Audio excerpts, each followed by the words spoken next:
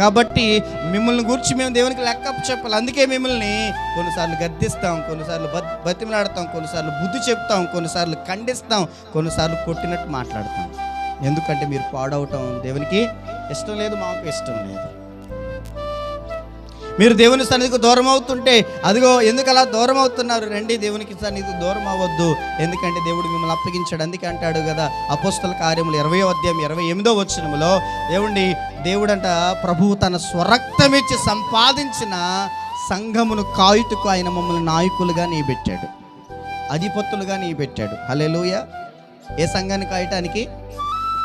ప్రభువు తన స్వరక్తమిచ్చి సంపాదించిన సంఘం ఇది. ఆయన స్వరక్తమిచ్చి సంపాదించబడిన సంఘం. ఈ సంఘంలోనికి వస్తున్నావు నీవు, దేవుని ఆత్మ, లేకపోతే ఒక ఆత్మ, దేవుని స్తోత్రం కలుగును గాక. హల్లెలూయా. ఈ సంఘాన్ని కాయటానికి దేవుడు మమ్మల్ని నాయకులుగా, అధిపతులుగా నియమించినప్పుడు ఈ సంఘాన్ని కాస్తున్నాం. మేము ఎలా కాస్తున్నాం, ఎలా నడిపిస్తున్నాం, వారిని ఎలా నడిపించామని ఎవరికి లెక్క చెప్పాలి? దేవునికి లెక్క చెప్పాలి. అందుకే భయముతో ఈ పని చేస్తున్నాం.